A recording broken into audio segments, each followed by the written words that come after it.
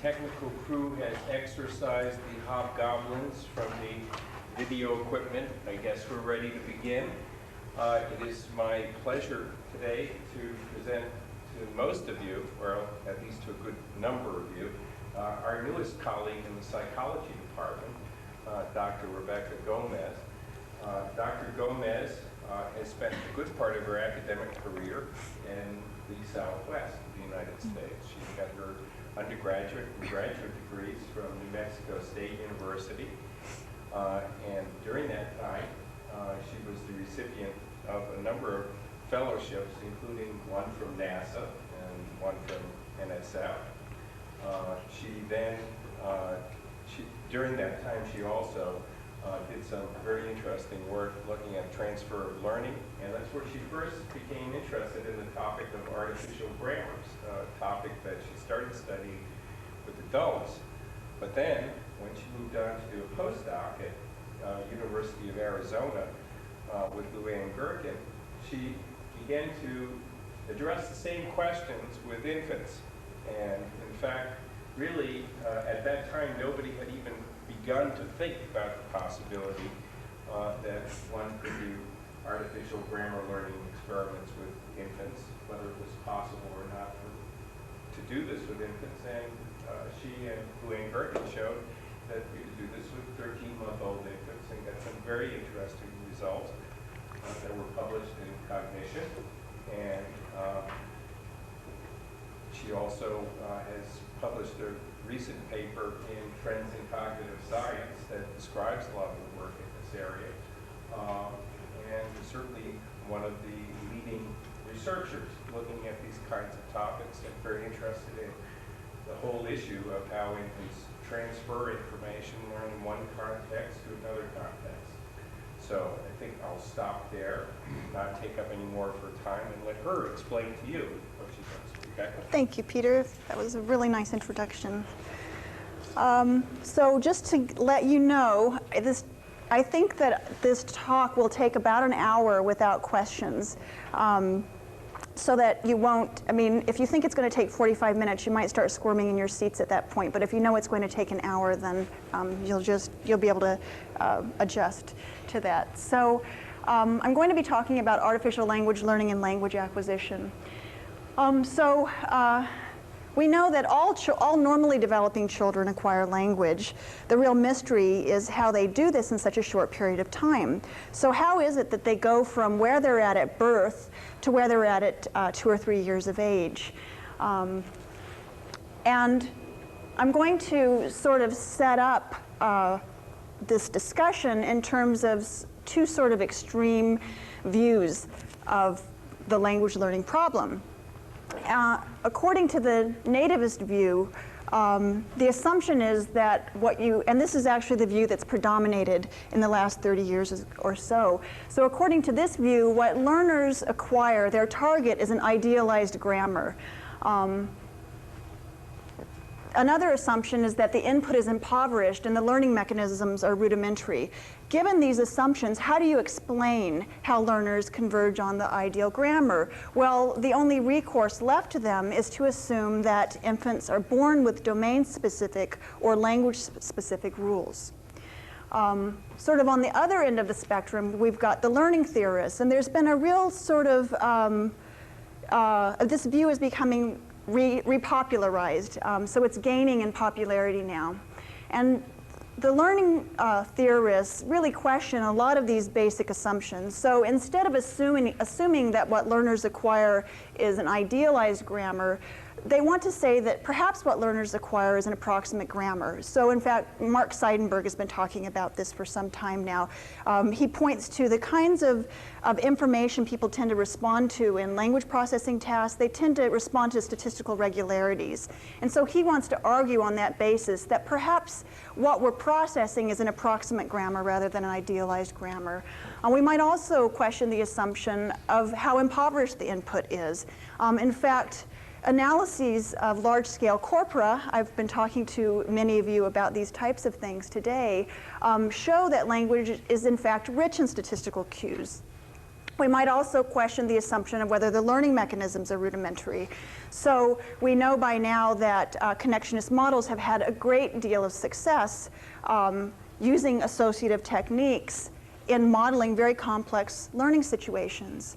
And we might also, from this point of view, question whether the initial state involves domain-specific knowledge. The learning theorists tend to argue that the types of mechanisms learners use are ones they can use in all sorts of domains. Now, I will tell you that I'm a real optimist when it comes to learning. After studying learning for so many years, I'm constantly amazed at how powerful human learning is.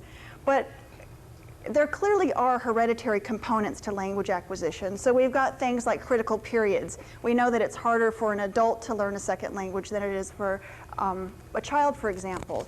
And we know that there are hereditary components to language impairment. So we know that specific language for impairment has a huge hereditary component.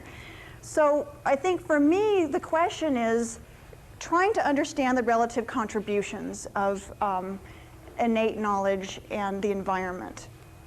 Now, in recent years, there has been, most of the focus on learning has been with computational models, but in recent years there's been sort of a lot of attention paid to learning in infants. So much of this work has actually been conducted by Peter Jusik here. So he's actually done a lot of work showing that infants are sensitive to, he and his students and colleagues, that infants are sensitive to the structure of language long before they ever begin to say their first words. So we know that infants have these sensitivities. I'm going to be talking about a technique that will actually supplement these types of approaches. So I use artificial languages because I think it gives me some control that you don't always get in natural language studies. And I think you can use these two approaches to really converge on the learning mechanisms. So for example, in natural language, we know there are lots of correlated cues. So when you show that an infant is discriminating some language form, we don't always know why, right? We don't always know which of the cues is that they're discriminating. So I can use these artificial languages to have more control over the input. I can also control for prior learning. So they've never heard these artificial languages. So that it helps me get at the issue of exactly what they can learn at different points in development. And so what I'd like to sort of argue in general is that I think we can use these methods to gain a more precise understanding of the learner. And I think having a better understanding of the learner will actually inform our language acquisition theories. Because as you can see, we've really tended to underestimate the learner. And so I think actually being able to sort out the language problem, we'll be able to do that better if we can actually characterize the learner. So I'm going to address a number of issues. I'm going to talk about, and forgive me, those of you who have heard me talk about this before, but I want to just go ahead and, what I want to impress you with are the remarkable learning abilities that infants have. So I'm going to talk about their ability to acquire complex word order. I'm going to talk about rudimentary abstraction abilities. I'm going to talk about their ability to abstract syntactic categories, and I'm going to talk about their ability to detect frequent patterns in their input and what the mechanisms might be driving that. So we know that sensitivity to the order of linguistic units is fundamental in all theories of language acquisition and in theories of language modeling, right, as we've talked about. So can 12-month-olds acquire complex word order? So we want to know whether they'll learn sequential dependencies even when words occur in variable positions in sequence. That's what I mean by complex word order. So in any language, for example, words, you can have the word the occur in multiple positions in sequence, in English, for example. But we also want to know whether infants will generalize to sequences they've never heard before. So I'm going to give you a natural language example of how I go about these types of studies. So in these particular studies, I expose learners to a finite state language. And this isn't, of course, the formal notation. It's just a notation I use because it's easy to understand. So essentially what you do is you start at the leftmost point and you traverse the states in the direction of the arrows to produce grammatical sentences. So by using this, you can produce a sentence like the boy raced the girl to the pond, or the girl quickly raced the boy. So you can expose learners to a subset of sentences from your finite state grammar, and then you can test them to see whether they'll distinguish new sentences. So sentences like the girl raced the boy from the raced girl the boy. Okay? So how do we actually do this with artificial languages? Well, we use two grammar designs where we expose infants to one of two grammars. Grammars begin and end with the same words, and they contain the same vocabulary, but they differ in terms of internal word order. So that this grammar, this transition, rud, jik, would not have occurred in the other grammar, but both grammars begin with vot and pel. Okay, so an example of a grammatical sentence here is vot, rud, jik, or pel, rud, jik, vot, rud. The methodology we use is the head term preference procedure, where you've got an infant in a three-sided test booth sitting on the mother's lap, and you have a flashing light in front of the infant and flashing lights on either side of the infant, and you've got speakers also on either side of the infant. You start a trial by flashing the light directly in front of the infant. When the infant fixates, you then start flashing the light on whichever side is going to be the source of sound. As soon as the infant looks toward the source of sound, you start playing the language sample. And you essentially measure how long the infant pays attention to the sample. Okay, so that's the methodology. And importantly, infants control the amount of exposure to the language samples. So here's an example trial. It sounds like vot, jik, rud, tam. Pel, tam, pel, jik. Pel, tam, jik, rud, tam, rud. So literally nonsense, okay? And the procedure involves a brief exposure period followed by a 5-minute play break, because these infants, if you don't give them a break, in some of these studies they start screaming, and we don't want them to do that. And then they get 8 test trials, where 4 of the trials are new grammatical strings they haven't heard before, and 4 of the trials come from the other grammar. So what do we find? Well, I've got, and all my graphs for the infant studies are going to be like this. We have mean listening time on the y-axis, and we have their training grammar on the x-axis. And you can see that infants trained on grammar 1 listen longer to grammar 1 strings than grammar 2 strings, and vice versa for the other grammar. Infants trained on grammar 2 listen longer to grammar 2 test strings than to grammar 1 test strings. Now this is remarkable because infants only listened about 2 minutes to these samples.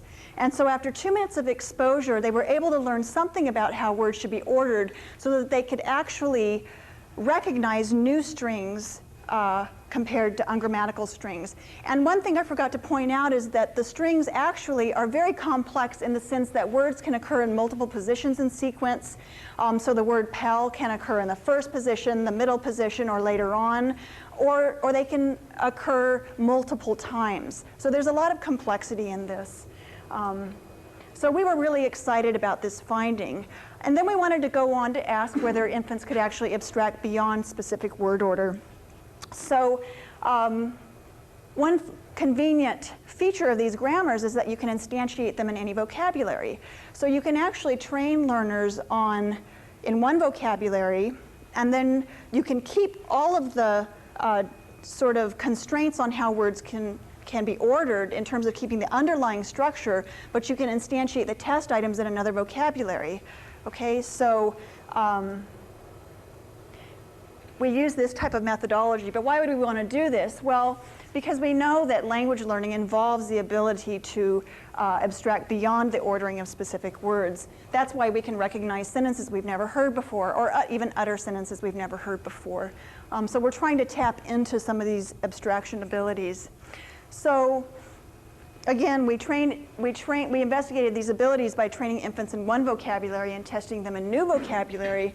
And the reasoning is that successful transfers would demonstrate that they have abstracted beyond the specific word order. Okay, so if they can actually recognize new grammatical strings and new vocabulary, then they've learned something about the constraints on how things can be ordered, but it's more abstract than specific words. By the way, if you have questions at any point about some of the logic, go ahead and step in, because sometimes it could be just a very small clarification that I can add. So how do we achieve this mapping? Well, you could train infants in the vocabulary jed, fem, tup, dak, sog, and then at test you can map every occurrence of jed to vot, of fem to pel, of tup to jik, and so on. So that's how we change vocabulary. So a string in the training grammar would be fem, sog, fem, fem, tup, but in the test grammar would be pel, tam, pel, pel, jik. Now this example is a little misleading because, in fact, we don't use the same strings in training and test. They might be exposed to something like fem, sog, fem, tup during training, and they transfer to something like fem, pel, tam, pel, pel, jik. Okay, so what do we find? Well, in fact, they can do this.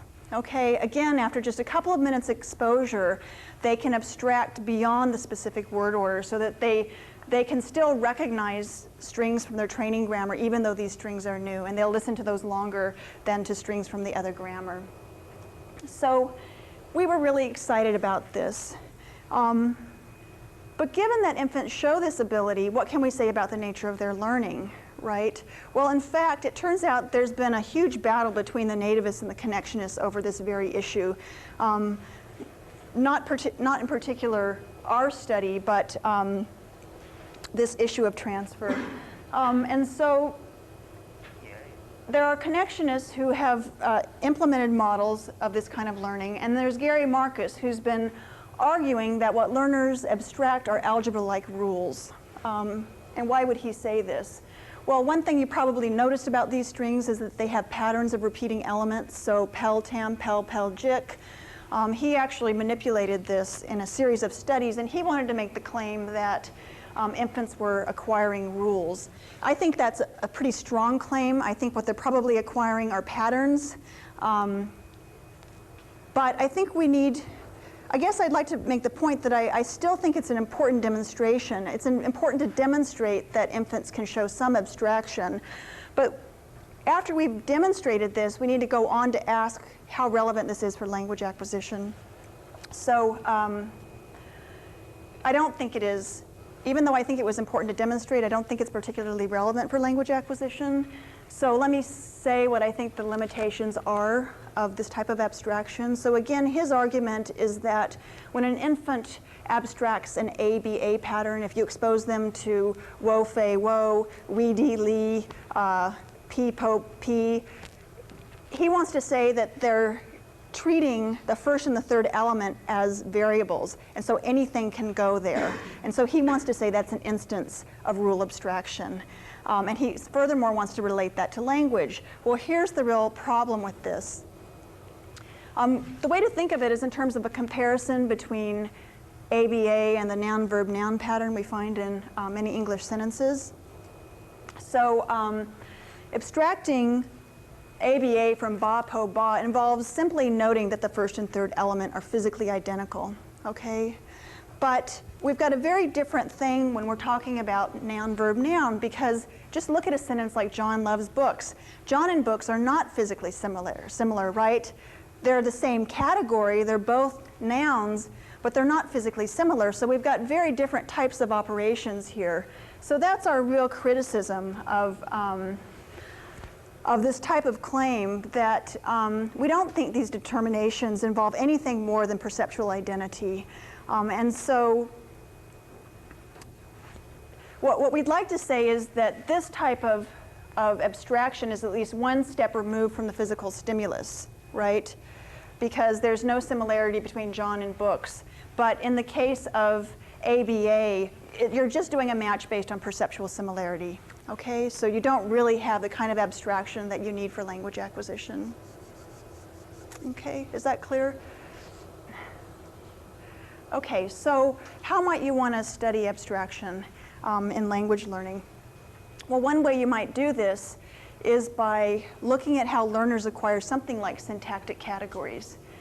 So we know this is a fundamental ability, and it's fundamental to linguistic productivity, because any learner who can identify a novel word like wug as a noun knows that they have immediate access to all of the rules implied by that category, right? So if you can identify something as a verb, you have access to all of the rules that are implied by verbness.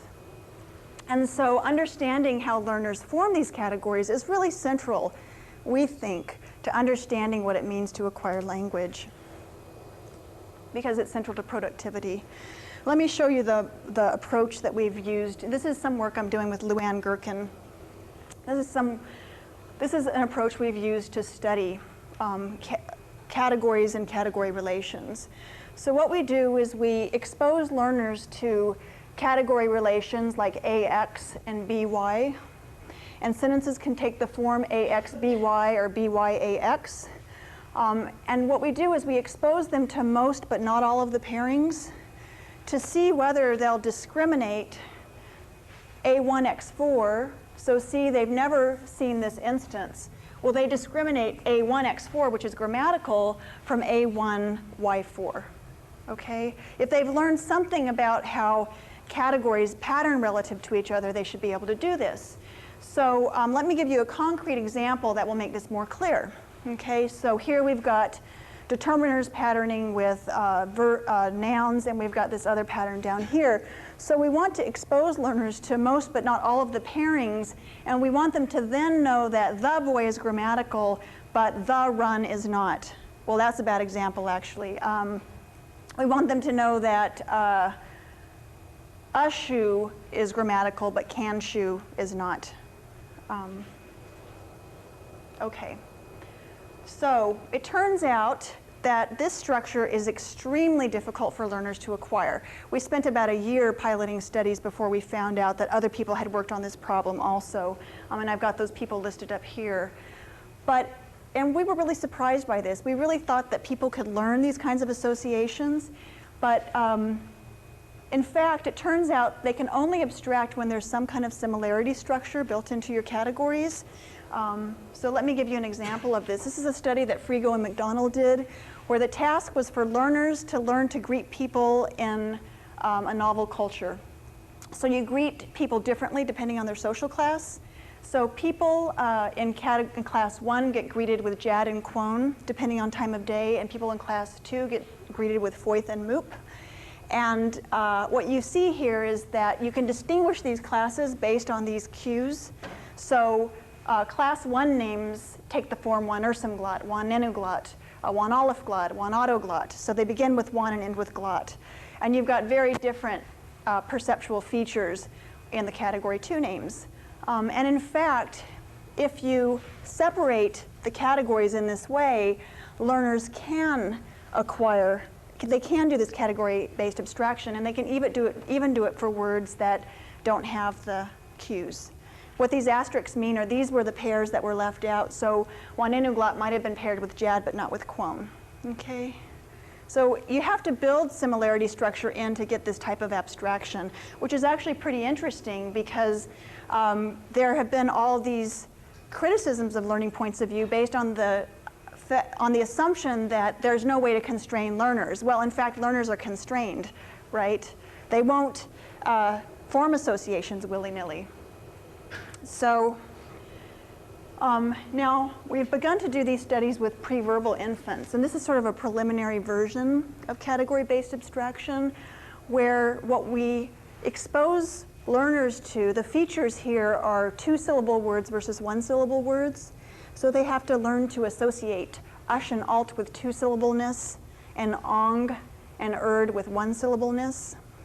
So we train them up on a bunch of these combinations, and then we look to see if they'll be able to generalize to new 2- and 1-syllable words, okay, with these pairings. And what do we find? Well, there's some preliminary evidence they can do this. So if you look at mean looking time again, they show a preference for their training grammar, although the effect is mainly carried in grammar 2. So there might be some problem with the materials here, and we're working on it because we're not getting the learning is not as robust for grammar 1. So there is some evidence that they're capable of these rudimentary abstraction abilities. So I guess one point I want to make is that essentially this raises sort of it sort of causes us to question some of our basic assumptions about how learners bootstrap into categories. So a predominant view has been that learners start with meaning, and that they can use meaning to learn syntactic categories.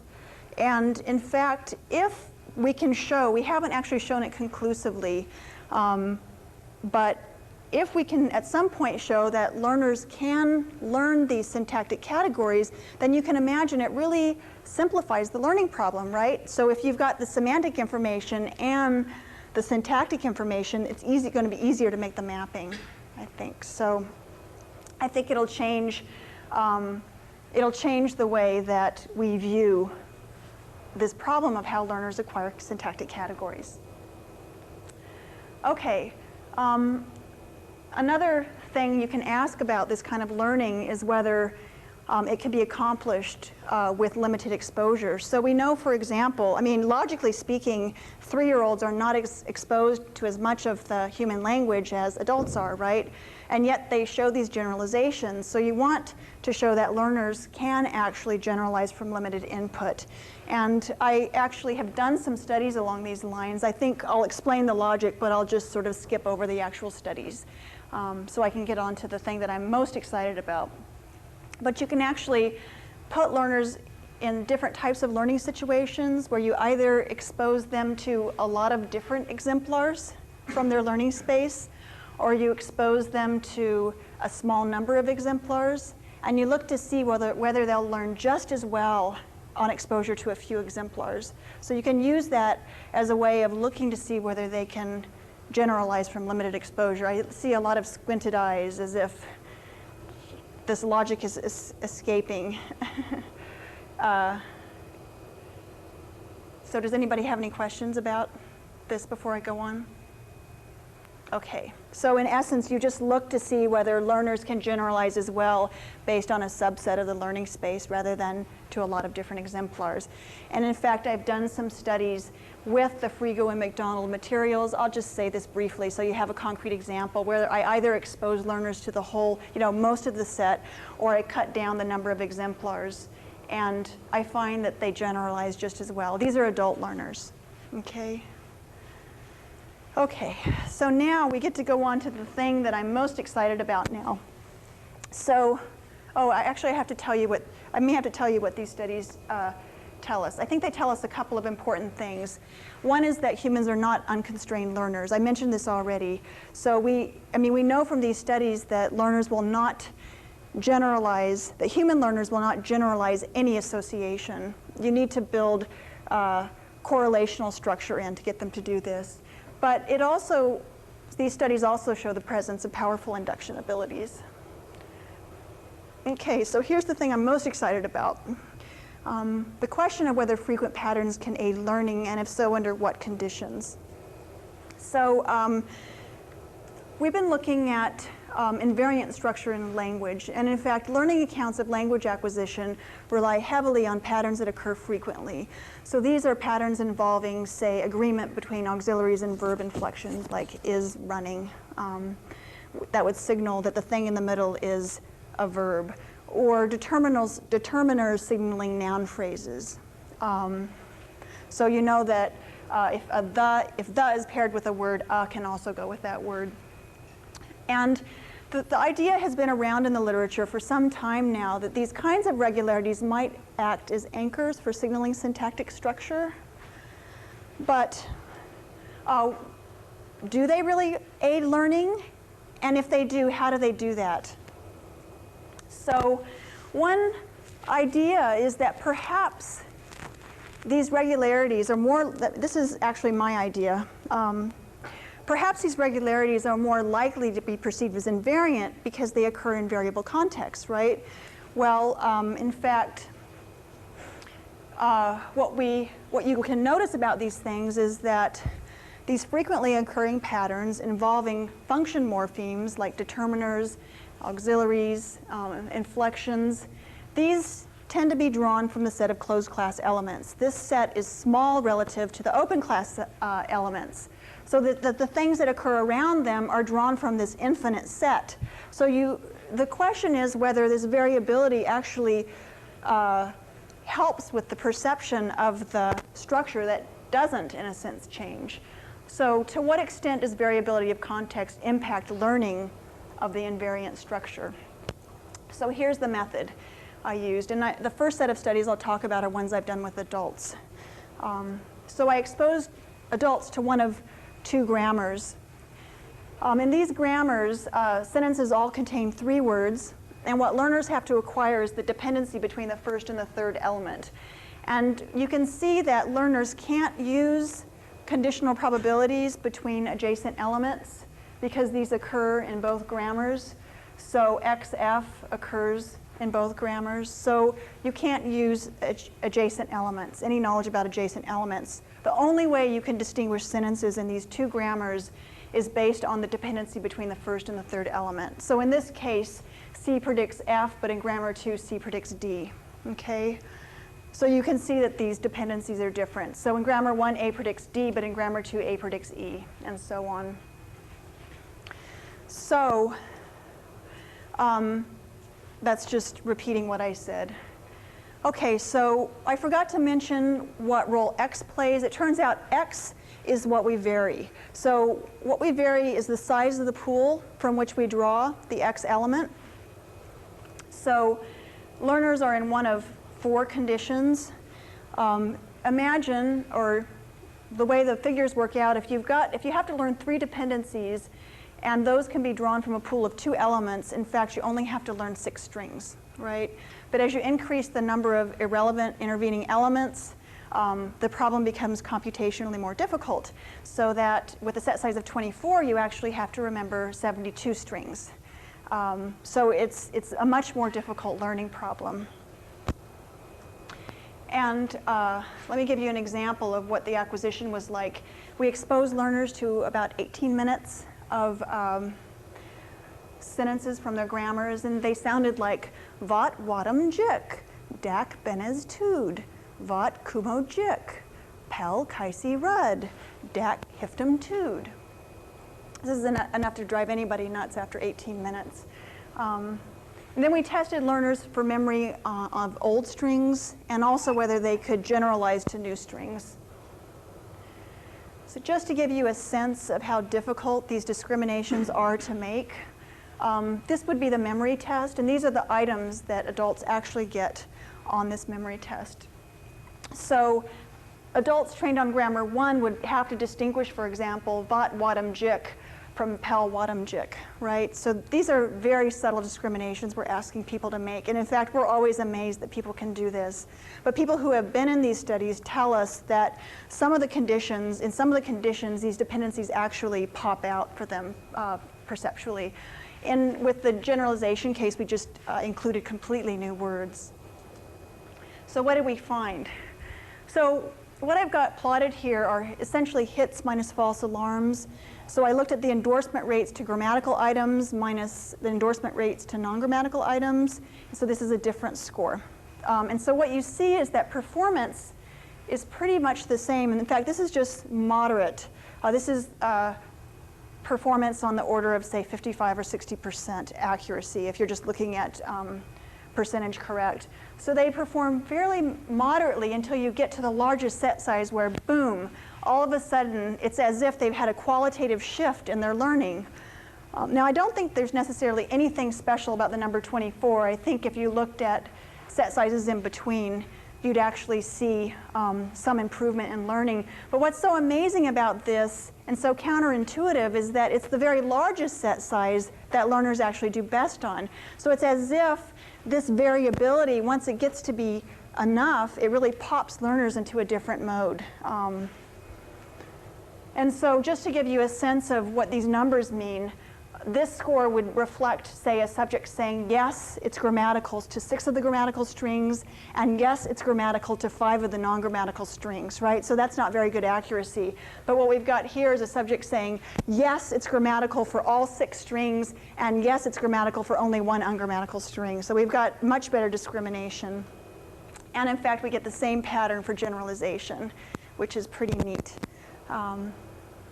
And then we also ask people to tell us whether they noticed any patterns. And what you find is that people in the smaller set sizes, if we score this in terms of the proportion of participants who can report all 3 dependencies, you can see it's only a small proportion with the small set sizes, but with the large set size, it's up at 80%. Right? So it's quite high. So there are a large proportion of people who can actually report the rule, which is really amazing. And in fact, people report to us that in this condition, the dependency just pops out for them perceptually. Okay, so let me just summarize this adult learning. Essentially, we wanted to manipulate the variability of the set size, of the size of the pool from which we drew the irrelevant intervening elements. And what we found was that sensitivity to the invariant structure to these long-distance dependencies increased dramatically with a large enough set size. And again, I mean, these findings are really counterintuitive given that the performance is best in the condition with the largest memory demands. Okay, so, but what we really want to know is whether infants can do this, right? So, will infants also show this sensitivity? And we were, in fact, Peter and Lynn Santelman had actually looked at some of this kind of learning in natural language. So they showed that by 18 months, infants could distinguish is running from can running. So that, but at 12 months, they can't do this. So that gave us some lead in terms of which age groups to pick. So we actually chose to test we actually expected to see a similar age pattern with the similar aged infants, but with our artificial language materials. So we simplified the grammar. We used 17-month-olds and 12-month-olds. We simplified the grammar so that they just had to learn 2 dependencies instead of 3. And we just manipulated the set size to consist of 12 or 18, okay? And so what did we find? Oh, I have to tell you, acquisition only lasts for 3 minutes in these studies. So if we find discrimination, it's really going to be amazing. And it's even more amazing when, again, you look at these strings. So, and infants have to distinguish, you know, sets of strings like vot kaisi jik, pel puser rud, vot vami jik, pel wadam rud, from vot kaisi rud. So see, the discrimination between vot kaisi jik and vot kaisi rud is really subtle, right? I think this is a really hard problem. What do we find? Well, sure enough, like the infants in Peter and Lynn's study, the 12-month-olds don't do the discrimination.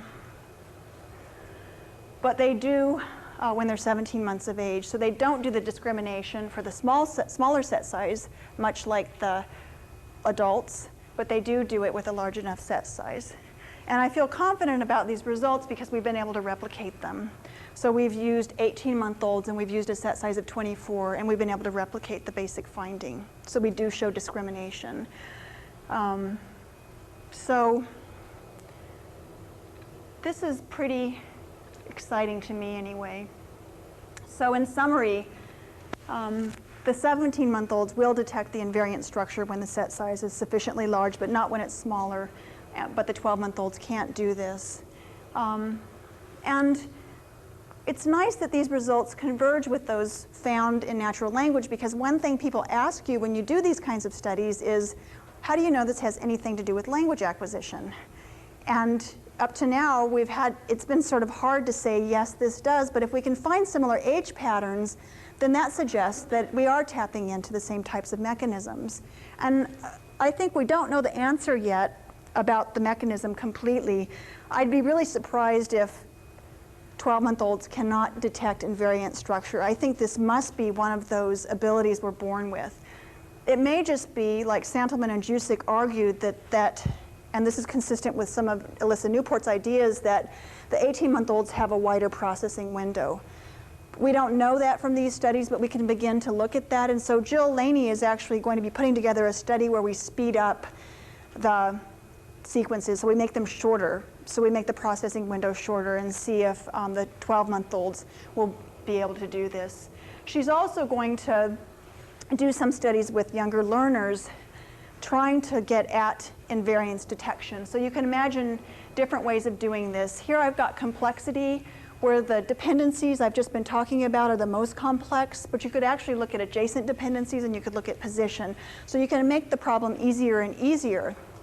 And so this is the situation that we've been talking about, but you could also make the adjacencies, the dependencies adjacent, and you could begin to look to see if variability actually helps in this case.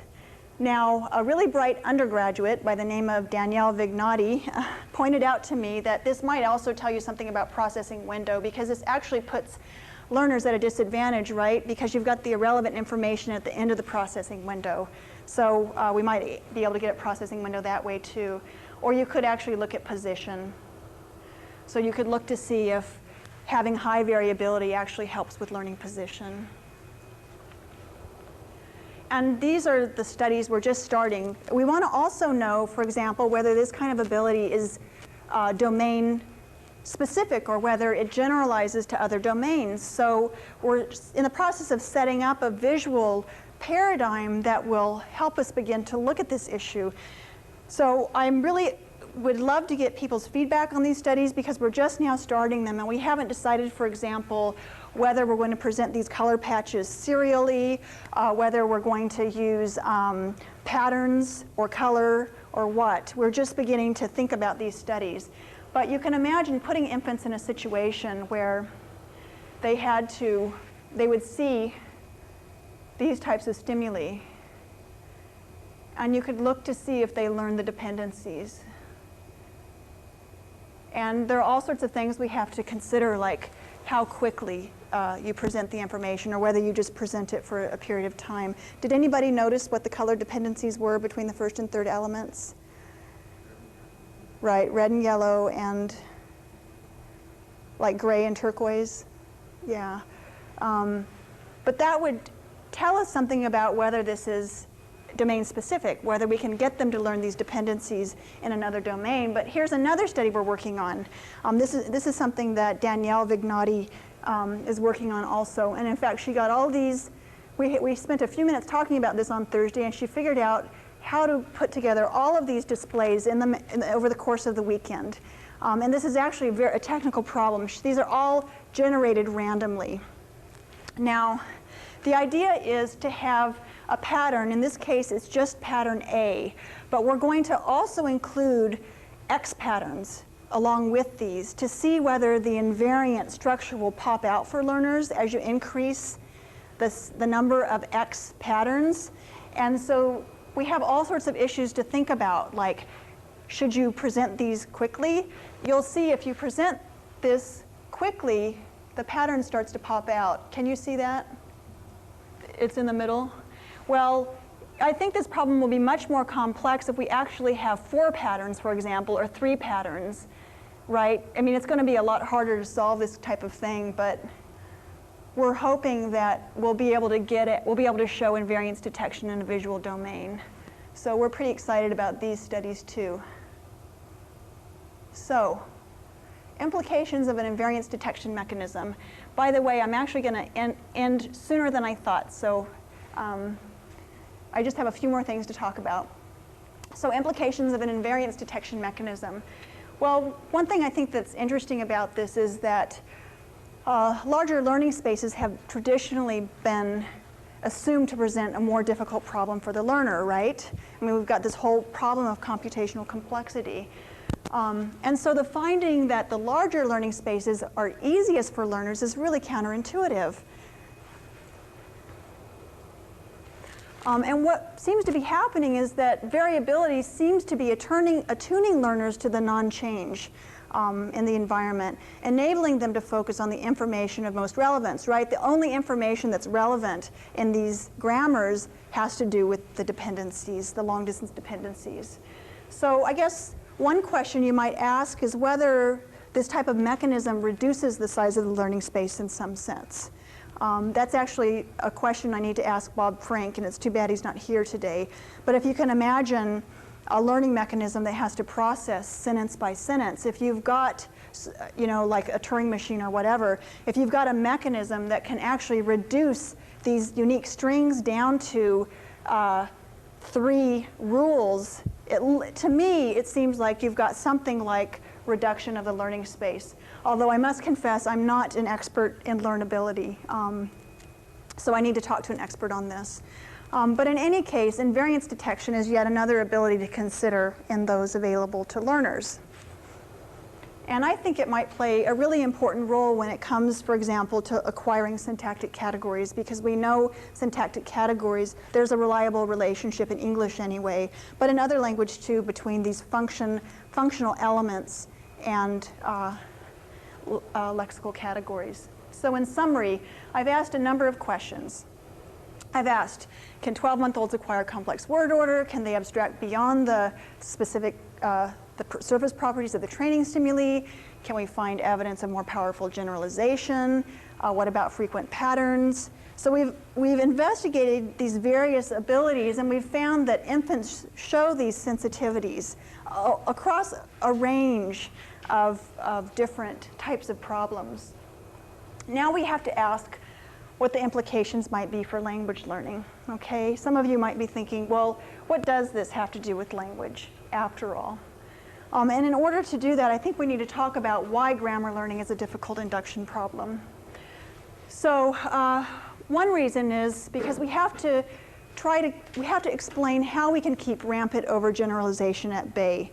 But in fact, what I think these studies tell us is that learners only generalize when there's sufficient evidence to do so. They're very conservative. They don't learn associations willy-nilly. So there's some evidence to think that this isn't as big a problem as we thought it was. What about the fact that the input is limited and that it's not perfect? Well, in fact, we have some evidence that learners can generalize from limited input, but we need to do some more studies with infants. We need to show, presumably they can do this, right? I mean, that's what kids are doing. They get limited input and they can generalize, but we'd like to know more about the mechanisms involved.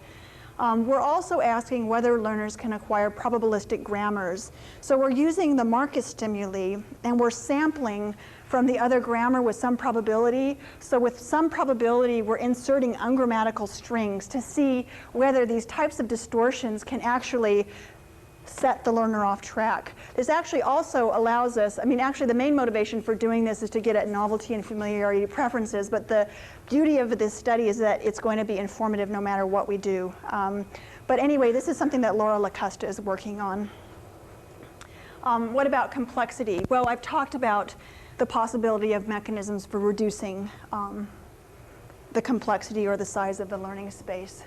But there are problems that we still clearly need to address. So there are properties for which there's no evidence in the input. An example would be, say, structure dependence, where a child is actually misled by the evidence in the input. So you've got a child being able to take a sentence like, the man who is tall is Sam, and they can correctly generate the man, they don't say the man who tall is Sam. If they were just moving words around linearly, they would do that, but they in fact correctly say the man who is tall, or is the man who is tall Sam, okay? So they don't move the first is, they move the second, right? So there are complex problems like this that are logical sorts of puzzles that we clearly are not addressing.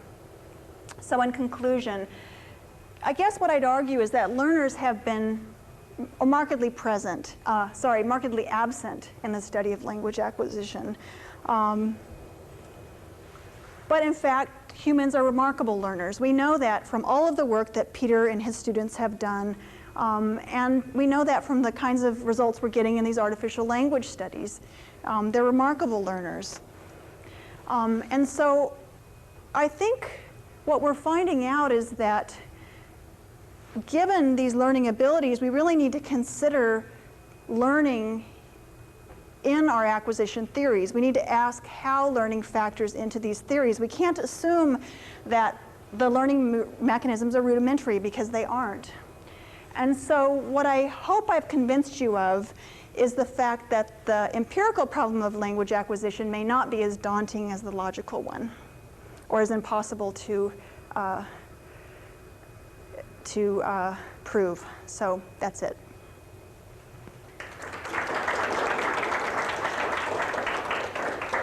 And by the way, I just want to mention, I mentioned all of my helpers except for Camille Recroy, my lab coordinator, and Lori Powers, another one of our excellent undergrads. So,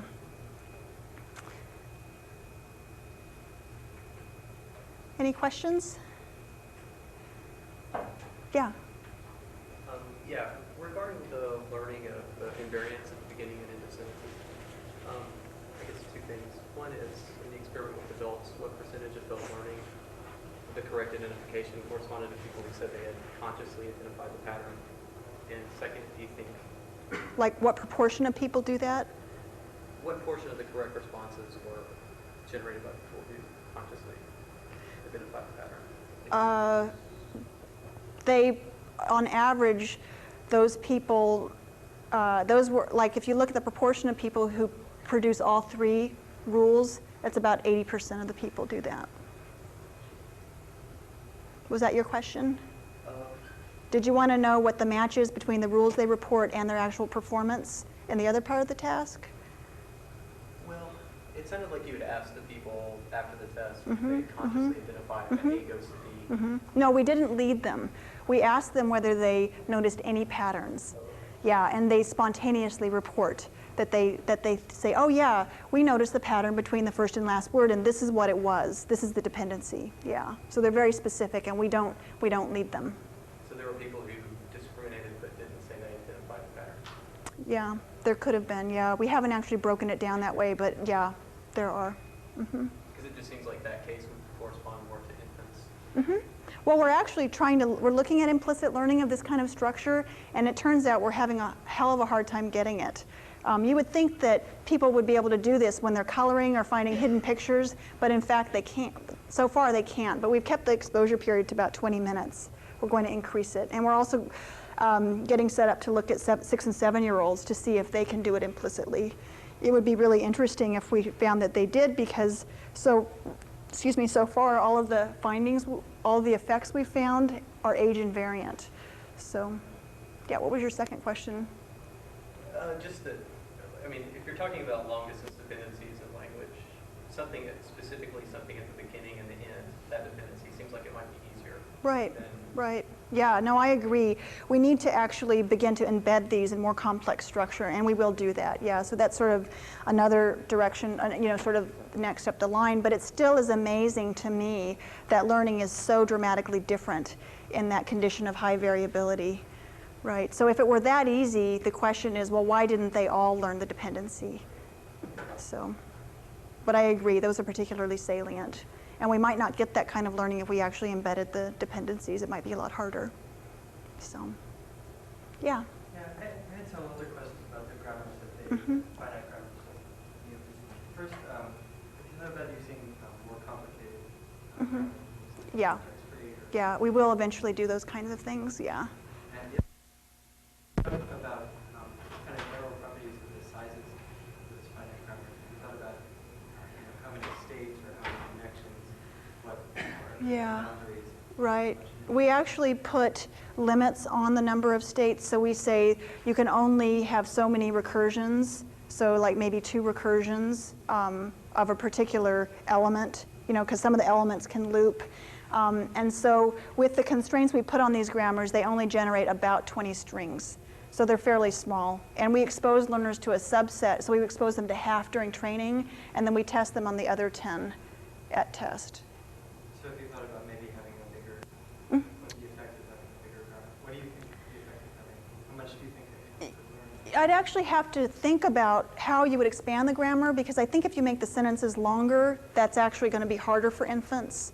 It's actually hard for adults to learn really long sentences. They learn a lot about the ends of sentences, the beginnings and ends, and a few elements in, but their knowledge about the middle is actually not as good. So we would run into problems like that. Yeah. We actually have been trying to get away from finite state grammars because we don't think that natural language is a finite state grammar, right? So if we were to pursue those types of issues, that might be more from a sort of theoretical, comparing different types of formal languages and that type of thing, maybe, and how people perceive those. So, but what's kind of interesting is that people don't process finite state grammars in the mathematical sense. So those repeating elements pop out for them perceptually. And some people have actually tried to, well, actually, I'm sure this is something people do all the time in other areas. They characterize the complexity of grammars. But it's not clear to me that characterizing the complexity of a finite state grammar maps on very clearly to how people perceive these grammars, because their perception is so different from the mathematical formulation. So actually, I have one more question, which is, it seems like this is making a pretty strong statement that learning syntax is very separate from learning semantics. Certainly learning those finite grammars is making that argument. Do you think you would carry that argument for language in general, or do you think it's just the fact that the sample you looked at was small? I think this type of learning might characterize what happens early on, but clearly later on, you're going to have to consider the semantic information, right? I mean, maybe it's naive of me, but I assume that the 4-month-old or the 6-month-old, obviously we're not looking at babies that young. We're looking at babies, for the most part, who actually can, they are processing information syntactically at, probably at 12 months of age, certainly at 18 months of age. But it seems completely, I have no problem with the idea that 6-month-olds, well, actually, I guess we have to consult Ruth and Peter on this, because they've actually shown that 6-month-olds can, they understand the correspondence between the name mommy and a picture of their mommy. So there is some semantic mapping going on. Have you guys found out mapping for words? Are they doing any mapping of common objects at that age? Or Hands and feet. Hands and feet, right, yeah. So maybe I have to back up and say, 4-month-olds are not processing semantically. But clearly I would love to try to look at both sources of information, but I'd have to come up with ways to do that, I think. Yeah, Melanie? This is just a comment on that question you said. Just because they're doing semantics and they're doing syntax doesn't mean they're doing a mapping between the two. Right. Oh, I didn't mean to imply that, yeah. I'm sorry. Yeah, I didn't mean to imply that. All I meant to imply is that there is something going on at the level of meaning, given the kinds of studies that Peter and Ruth have done. So, yeah. But even, with your notion of talking about invariance, certainly it's another source of information that one could use. Right. In these situations where there's a correlation from something Right. else that's distinctive.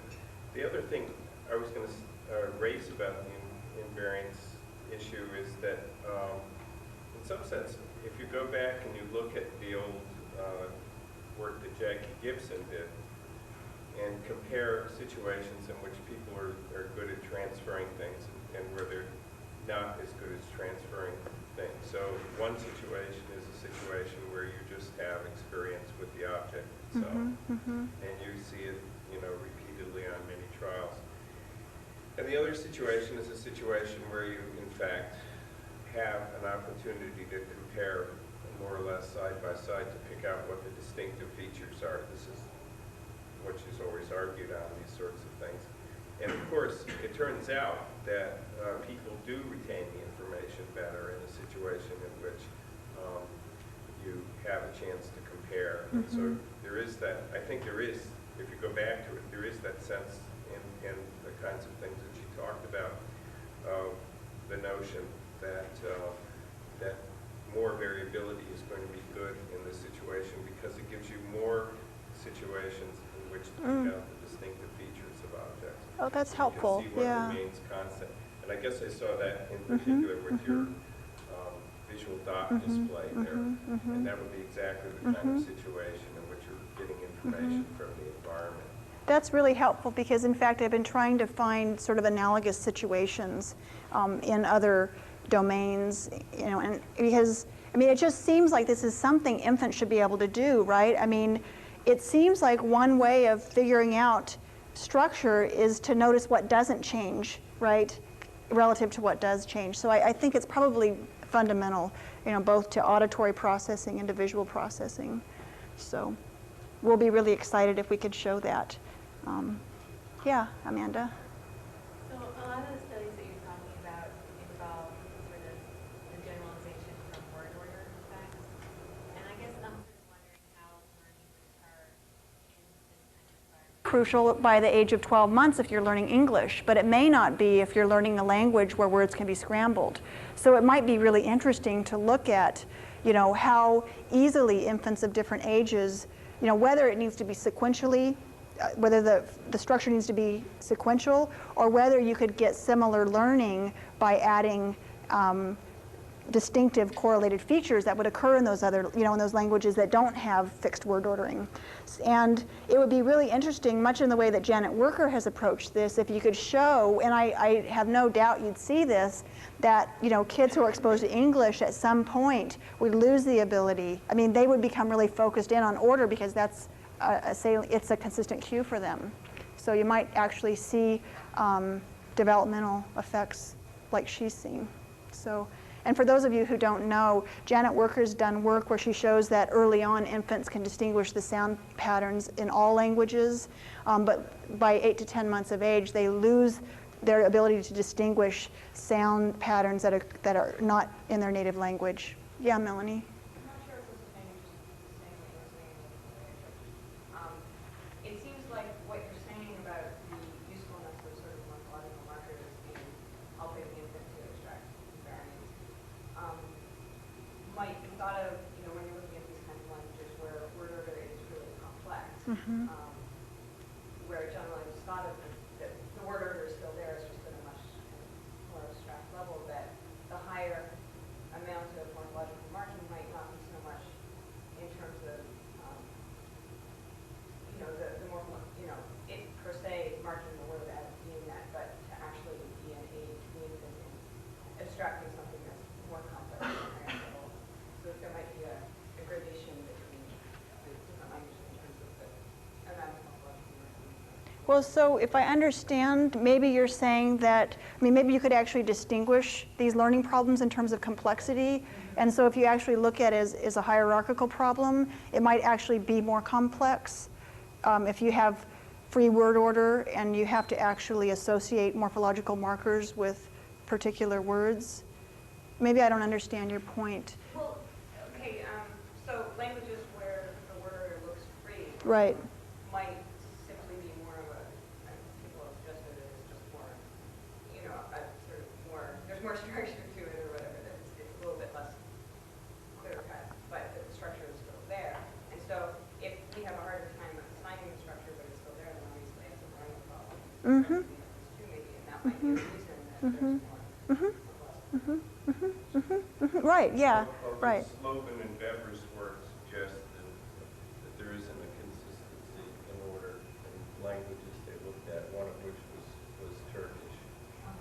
There's a 1981 paper, and the reason I'm sensitive to this is because I raised this kind of issue with Slobin at one point, which reminded me of the work that they had done, because I had wondered to myself whether even in acquisition, whether or not in those languages with reasonably free word order, whether or not input to the child tends to be more in one form than another. In other words, so that there is some underlying structure there that way. And he claims no.